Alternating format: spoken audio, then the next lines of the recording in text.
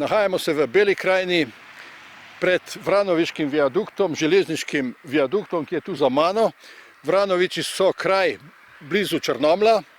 Pomemben pa je ta viadukt zato, ker se je tu avgusta 1941 zgodila pomembna akcija. Namreč noč z ponedeljka na torek z 11. na 12. avgust 1941 je bila določena za večjo sabotažo akcijo 5 belokranjskih partizanskih skupin na železniško progo med Semičem in Metliko z namenom iztiriti nočna vojaška potniška vlaka, tako imenovani Tradoto, ki sta dnevno vozila za potrebe italijanskega vojaštva med Trstom, Ljubljano ter Karlovcem in obratno. Skozi Belo krajino sta vozila okoli polnoči. Takrat, nekaj čez polnoč, se je tu tudi zgodila akcija, o kateri bo podrobneje spregovoril vodja, pridi sem Janez, vodja muzejske zbirke v Črnomlju, Janez Vajs. Janez, izvoli. Božo, hvala za besedo. Napad, torej 12. avgusta 1941, se je pričel ob 0:45, se pravi 15 minut do 1.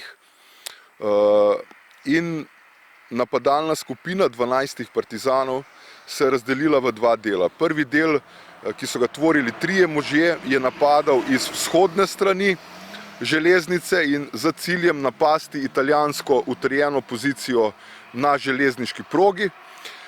Druga skupina 9 mož pa je tukaj iz Krupske loze se namenila napasti italijanski šotor, ki se je nahajal tukaj, se pravi na zahodni strani železniške proge.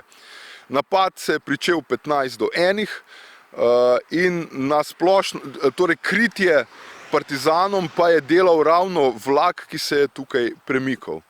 Po začetnem napadalnem oziroma opozorilnem strelu, ki ga je sprožil poveljnik, so udarili po italijanskih pozicijah, pri čemer pa niso vedeli, da je dejansko italijanska posadka tukaj že bistveno večja, torej okrepljena, in da so se spopadli z številčno superiornim sovražnikom.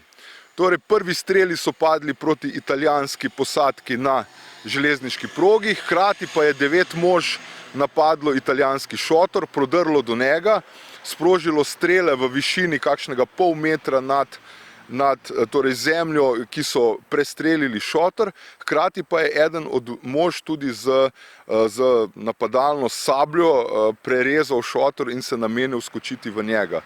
No, kmalu pa so, torej nemudoma so Italijani vrnili z bistveno močnejšo salvo nazaj. Ne smemo pozabiti, da je v posadki na sami železnici bil tudi puško-mitraljez, orožje, ki ga seveda partizani niso premogli. No in zaradi izjemno hudega odpora Italijanov se je napad v kratkem zaključil. Vseh 12 mož se je uspešno umaknilo v varnost gozda in 5 od teh mož pa se je nato odpravilo po neuspešni akciji v prvi partizanski tabor na Miklarjih. Pomen tega napada, čeprav neuspešnega, pa je veliko večji, kot se zdi. Torej, na eni strani se je prvič zgodilo, da se je uporništvo belokranjsko odprto postavilo in zoperstavilo italijanski okupaciji in pokazalo, da je pripravljeno tudi z orožjem nastopiti, ne samo s sabotažami, ampak tudi z orožjem nastopiti proti italijanski okupaciji. Ta novica o napadu je seveda dosegla Črnomelj, Gradac, Metliko in seveda vse belokranjske vasi in s tem spodbudila in dala jasno vedeti, da je upor živ, da so možje pripravljeni stopiti proti okupatorju in s tem se je začela zgodba ozemlja, ki je bilo prvo osvobojeno ozemlje na Slovenskem. O tej akciji, partizanski akciji avgusta 1941 je pisal podrobno tudi Ratko Polič, treba ga omeniti, v svoji knjigi Belokranjski odred. On je v tej knjigi tudi napisal, da je bila ta avgustovska noč leta 1941 rojstvo prve belokranjske partizanske čete. Se bi strinjali s tem? Bi se definitivno strinjal s tem. Torej, ta akcija je vzpodbudila, je opozorila, je dvignila uporništvo na neko višjo raven, torej tiste sabotaže, s katerimi se je upor začel, je nadgradila prva vojaška akcija. Seveda je bila neuspešna, fantje so bili slabo oboroženi, tudi vojaško niso bili najbolj pripravljeni in so se soočili z številčno superiornim nasprotnikom, ampak kljub temu so imeli pogum in srčnost, da so izvedli napad in, kar je ključno, seveda vsi preživeli, ne? In od tod so se odpravili, kot rečeno, v Miklarje, tam je bila prva baza, pozneje izdana, ampak začela se je zgodba upora in Polič ima seveda prav. Seveda pa ni on edini, tudi Vitkovič, Vogrič omenjajo to akcijo in seveda arhivski dokumenti. Italijanski arhivski dokumenti, dva dokumenta, ki poročata o tej akciji. To bomo tudi predstavili v filmu. Arhiv Republike Slovenije hrani izvorno italijansko poročilo, ki je bilo sestavljeno 12. avgusta 1941 in dogodek opisuje sledečimi besedami. Nocoj ob 0:45 uri so 4 do 6 neznanih oseb nameravalo izkoristiti trušč, ki ga je povzročil vojaški vlak na poti iz Črnomlja proti Metliki in z ognjem 6 do 7 strelov iz puške uničiti vojaško stražo 23. pešpolka, postavljeno ob podvozu na progi Črnomelj-Gradec. En strel je prestrelil šotor straže v višini 60 do 70 cm od tal, takojšen nastop straže in leteče patrulje, ki je nenadno posegla v boj, je prisilila napadalce v beg.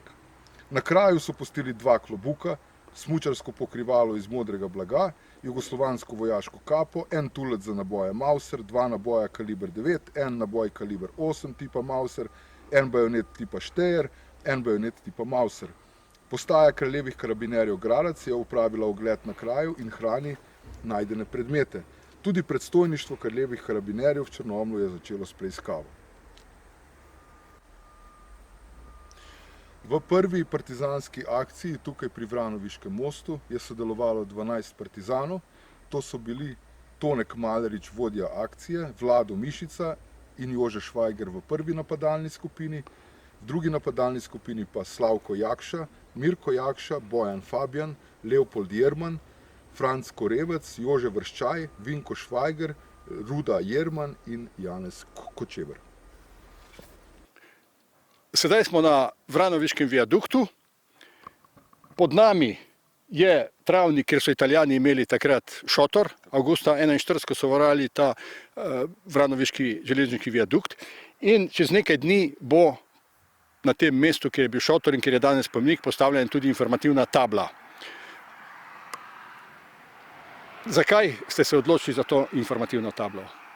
No, sodimo, da v vseh teh desetletjih po drugi svetovni vojni in tudi z umiranjem aktivne generacije izginja tudi spomin bolj natančen na te dogodke. In seveda spomeniki, ki so nekoč kot nek genius loci sporočali ljudem, ki so vedeli kontekst teh spomenikov, je danes potrebno oplemenititi z pojasnevalnimi tablami. Tako da smo se odločili, da bomo na ključnih lokacijah Belokranjske, torej druge svetovne vojne v Beli krajini, postavili bolj ali manj identične informacijske table, na katerih sporočamo širši kontekst, zakaj je spomenik na tem kraju, pojasnjujemo tako v slovenskem kot angleškem jeziku, tako da lahko tako domač kot tuj obiskovalec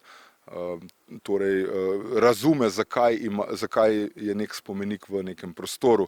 S tem naredimo dvojno uslugo, tako na eni strani seveda prvenstveno spomnimo na belokranjsko medvojno zgodovino, na drugi strani pa ustvarjamo točke interesa za vsakokratnega obiskovalca in s tem tudi nekako plemenitimo recimo temu izobraževalno in turistično ponudbo Bele krajine. No, teh točk je še kar nekaj, recimo, če samo omenimo še ostanke 6 bunkerjev pri Rosalnicah ob Kaupi, ko so Italijani gradili zaporo meje z NDH, z namenom, da preprečijo gibanje hrvaških in partizanov iz Hrvaške oziroma takratne NDH v takratno Italijo. Skratka, te prezrte belokranjske dediščine je še kar precej in res bi veljalo da se z ustreznimi tablami opozori na dogodke, ki so se dogajali v preteklosti. Se vsekakor strinjam in v tej akciji torej, gremo naprej. Opremili smo lokacijo bitke pri Kvasici, sedaj bomo tukaj in postopoma torej, dali ta kontekst še drugim lokacijam. Jaz sem Kramarič Anton iz Črnomlja in sem ta spomenik, ko ga vidite tukaj, kamnit, se ga jaz postavljal. Je pa obeležje za akcijo, ki je bila leta 1941 na viadukt, železniški viadukt Vranoviče. Vranoviče, ja. A tu je pa maketa bivšega originalnega spomenika, ki so ga vkrali. Po naši novi osvoboditvi so ga odnesli. Ne. Za 35 evrov so ga prodali na odpad v Krajini. Za par litrov nafte se je šlo. Ne. Pa je pa nadomestilo, je pa ta kamen. Je pa še en rezerve, če bi slučajno tega odpeljali, da bi tistega postavili.